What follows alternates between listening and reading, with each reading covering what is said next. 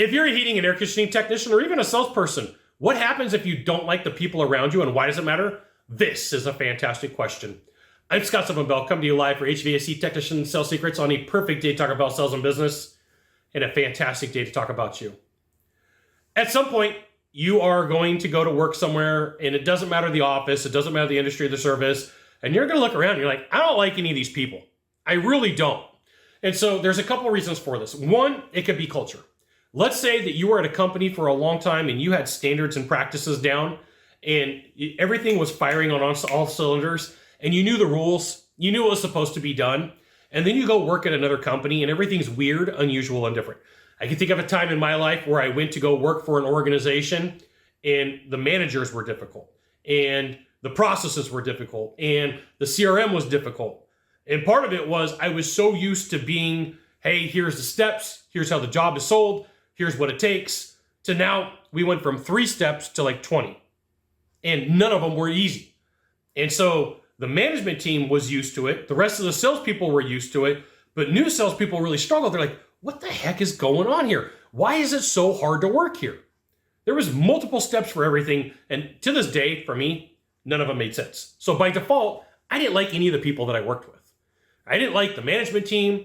I didn't like the other salespeople. Because in my mind, I'm like, I'm an outsider. This is super complicated. They're like, this is how we've done it for years.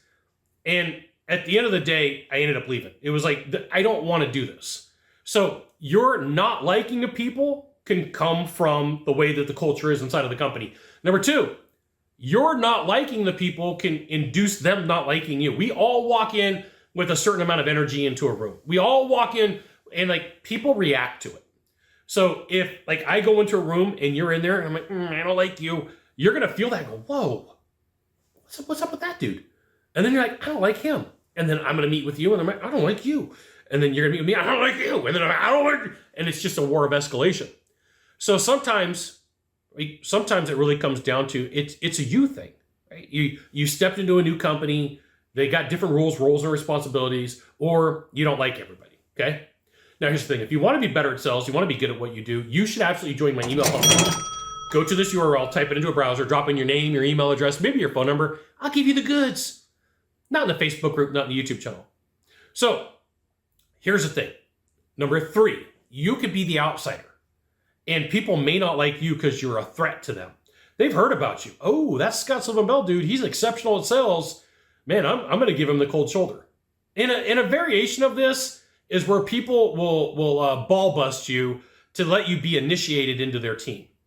So I worked on a team where like the whole office was confrontational with each other. I'm like, what is going on? And then I realized the ownership group and the management group, they used to ball bust each other and they used to give each other bad times and it trickled down. So it was like a super aggressive office. And like me, I don't like that. Right? I don't mind teasing back and forth and movie line jokes. But ball busting, I don't want any part of it, right? Because at the end of the day, it makes people feel bad. At the end of the day, it's like, look, man, I don't want to have any part of this. This isn't how I operate. I just came here to close deals, okay? And then number 4, the people in the office could just be flat out mean. Like you may go, these are not my type of people. The interview was good. I like the money. Like I don't like any of these people. I wouldn't go to lunch with them. Like I got a rule.